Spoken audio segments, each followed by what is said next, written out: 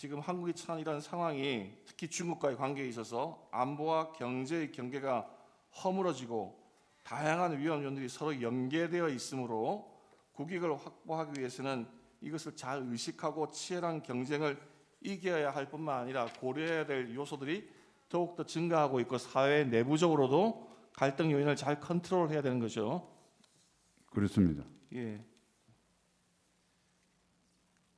중국이 보도된 바에 따르면 캐나다하고 스웨덴은 공식적인 보고서가 나왔다고 하고 또 중국에서 가장 가까운 데 있는 대만에 대해서는 지금 선거 개입 영향성 때문에 대만은 선거제도를 다 바꿔서 당일 투표 현장 개표로 다 바꾼 걸로 알고 있습니다. 시진핑이 트럼프를 만났을 때 대한민국을 중국의 속방처럼 표현을 한 적이 있습니다. 그 아시죠? 그런 보도는 보신 적 없습니까? 네, 2017년 아마 판비치에서 미중 정상회담을 할 때 그런 말이 있었다고 하는 보도는 본 기억이 있습니다. 그런 정도의 중국이라면 한국에 대해서도 얼마든지 선거 개입을 위한 시도는 있을 수 있다 생각하시죠? 그 가정을 전제로 외교에 영향을 미치기 때문에 예, 답변하지 알겠습니다. 않겠습니다.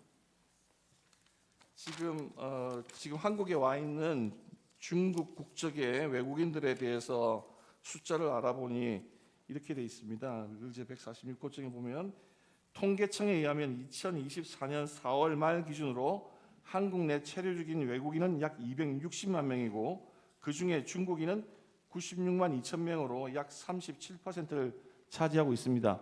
좀 전에 지금 지금께서 말씀하신 바와 같이 그런 다양한 하이브리드 전술을 감안하면 이렇게 중국인이 많다고 하는 것은 중국 정부로서는 하이브리드 전을 전개하기에 상당히 유리한 환경인 건 맞죠? 단정적으로 제 견해를 말씀드리는 건 적절치 않은 것 같습니다. 아, 그렇습니까? 그러면 이런 사례는 좀 있었는데 과거에 우리나라 정부에서 문재인 대통령이 중국몽을 함께 하겠다.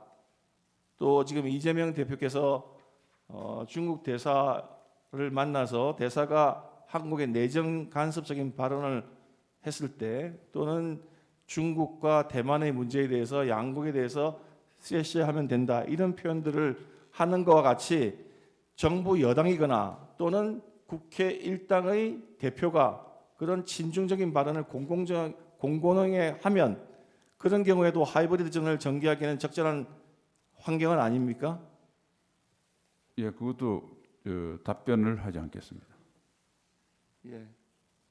지금 현재 우리나라에서 국정원이 발견한 사례인데 증인 중국이 한국에서 마치 한국의 언론 사이트인 양 위장한 사이트를 개설해서 친중 반미 컨텐츠를 제작 유포한 그런 사례가 있는 거 아시죠? 네, 그 들은 적이 예. 있습니다.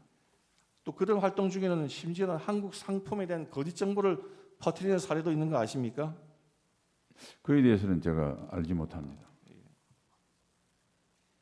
국정원이 중국이 개설했음에도 불구하고 한국인이 개설한 것이냐 위장한 인터넷 사이트를 여러 개 적발했다는 뉴스 보신 적 있습니까? 네, 본 적이 있습니다. 14만 묻겠습니다. 중국의 최대 IT 기업이라고 하는 그 텐센트가 2025년 1월 달에 미국 정부 당국이 중국 군 관련 기업으로 지정한 사실 아십니까? 네, 미 국방부가 그렇게 지정한 걸로 알고 있습니다. 예. 텐센트가 한국의 JTBC 계열 기업에 1천억 투자한 거 알고 계세요?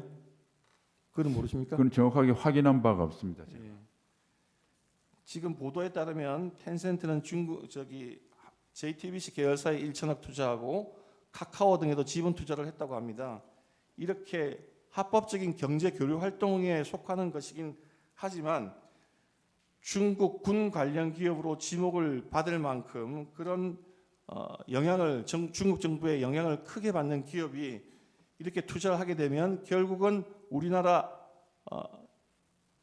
미디어나 언론사 등을 통해서 심리전, 여론전에 활용당할 가능성이 있기 때문에 정부 당국이나 국민들로서는 경계심을 가지고 지켜봐야 되는 건 맞죠. 네, 그 문제에 대해서 제가 정확하게 파악한 게 없어가지고. 아, 그렇습니까? 예, 예, 14 물어보겠습니다. 이렇게 중국이 한국을 상대로 해서 다양한 형태의 하이브리드전을 전개하고 있다면 국내 정치인들로서는 그들과 손을 잡으면 정권을 획득하거나 또는 국회의원 당선에 유리한 어떤 환경을 조성할 수 있는 건 맞다고 생각하는데 증인은 어떻게 생각하십니까? 그 뭐 단정적으로 말씀드리기는 어렵지만 어쨌든 우리가 경각심을 가질 필요는 있다고 생각합니다. 캐나다, 호주에서 중국의 선거 개입에 대한 그 조사 보고서가 발표된 사실은 아시나요? 네, 보도된 걸로 알고 있습니다.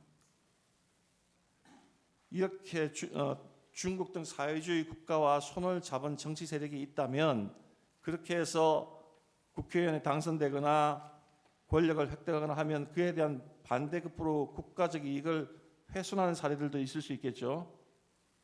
예, 뭐 가정을 전제로 하신 말씀인데 어쨌든 모든 공직자는 선출직이든 임명직이든 오로지 대한민국의 국익을 기준으로 해서 행동해야 된다고 생각합니다. 추가로 여기서 하나 물어보겠습니다. 일반인들 사이에 이런 생각들을 많이 퍼져 있습니다.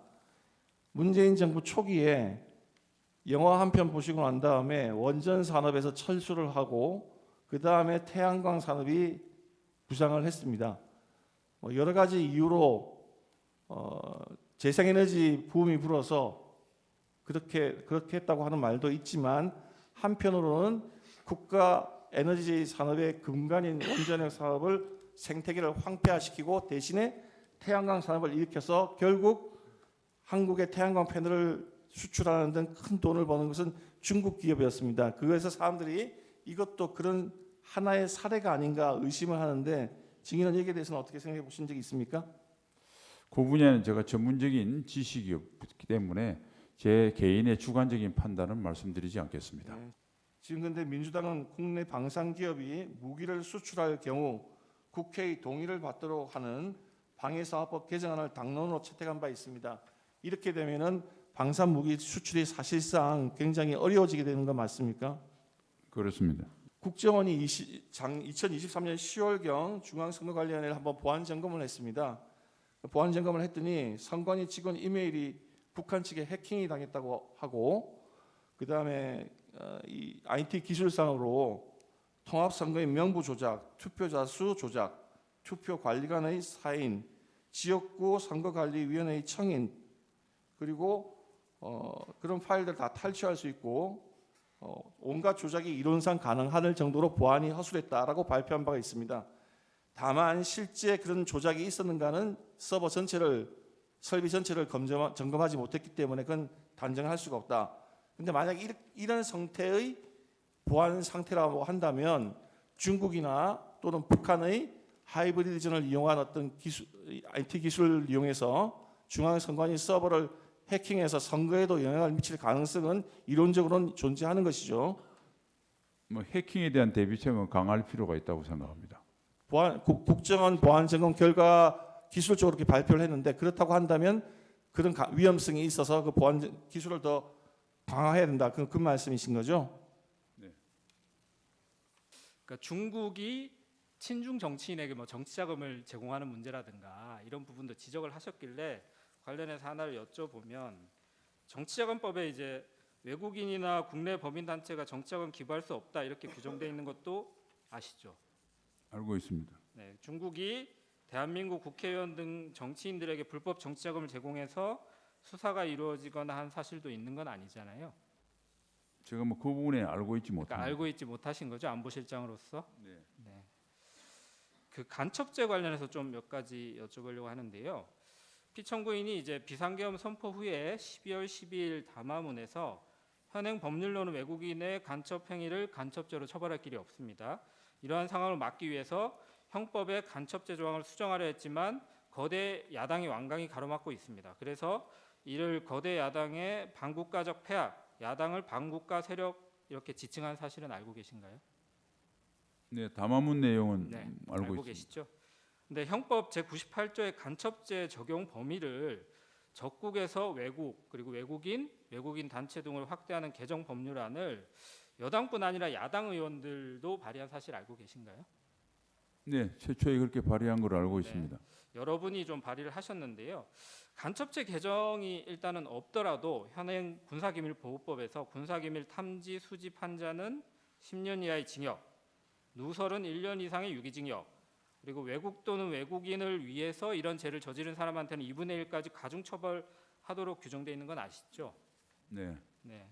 산업기밀을 외국에 유출한 경우에도 산업기술의 유출 방지 및 보호에 관한 법률에 따라서 처벌이 가능한 것도 아시죠? 네. 다만 이제 간첩죄가 형량이 좀 낮다. 그리고 뭐 이런 부분 때문에 2024년 11월 13일 법사위 소위원회에서 여야가 간첩죄 관련 형법 개정안 15건을 각 발의했는데 그 발의된 법안들에 대해서 간첩죄 적용 범위를 외국으로 확대하는 거에는 이견이 없지만 국가기밀이나 군사기밀 개념 등 세부 내용이 좀 조정이 필요하다. 그래서 15개 법안을 하나의 법안으로 통합해서 대안으로 이렇게 만들자고 합의됐던 것도 혹시 아시나요? 뭐 법사위에서 그런 논의가 있었던 걸로 들었습니다. 예. 그래서 법사위 전체 회의에서 공청회를 열어서 이렇게 이제 좀 15개 법안을 합쳐 나가자 이렇게 논의가 11월에 되고 있는 상황이었는데요. 비상계엄으로 좀 후속 절차가 진행되지 못한 것도 혹시 아시나요? 뭐 그 관계까지는 모르고 있는데 네. 어쨌든 네. 이러한 것들이 빨리 법적인 제도가 보완됐으면 네, 알겠습니다. 좋겠습니다. 그래서 그런 이제 어쨌든 빨리 하자는 말씀은 뭐 동의를 다들 하실 것 같은데 11월까지 법사위에서 여야 간에 합의가 돼서 이렇게 간첩죄를 공청회를 통해서 하나의 법안으로 합쳐서 개정하자라고 하는 부분이 합의가 된 상황이었는데 이런 국회 논의 경과를 봤을 때 형법상의 간첩죄 외국인의 간첩 행위를 포함시키는 개정을 뭐 거대 야당이 완강히 가로막고 있다. 이게 야당의 폭거다. 이렇게 보는 건 좀 사실이 아니라고 볼 수 있죠. 뭐 거기에 대해서는 제가 정확하게 알지 못하기 때문에 아니 뭐 평가하지 말씀드렸던 않겠습니다. 법사위 논의 과정에 대해서는 들어서 알고 계시다고 하니까 여쭤본 겁니다. 그러면 증인이 이런 국회 논의 경과를 피청구인한테 보고한 사실이 있으신가요? 네, 간첩죄 뭐 조항에 대해서 여야가 좀 합의가 돼 있는 상태다. 그래서 공청회를 그거는 열려고 한다. 뭐 구체적으로 보여드린 사항이 없습니다. 그러면 피청구인은 누구한테 이런 정보를 받아서 야당이 간첩죄 조항 개정을 반대하는 반국가 행위하고 있다. 이렇게 인식을 한 상태에서 담화를 하시고 비상계엄 선포도 하셨을까요? 누가 이런 내용을 보고하시나요? 그건 뭐 제 개인적인 주관적인 평가는 말씀드리지 않겠습니다. 아니요, 그런 게 아니고 누가 이런 내용을 여야 간에 진행되는 상황을 보고하시는지 여쭤보는 거예요. 대통령실을 보도 위해서. 일반 보도도 좀 많이 됐고 네. 만일 그 법에 관련되기 때문에 했으면 법률 담당하는 뭐 민정수석이나 법률비서관 또는 네. 간첩죄에 해당되니까 국정원 뭐 이런 쪽에서 보고했지 않겠는가 뭐 생각을 합니다.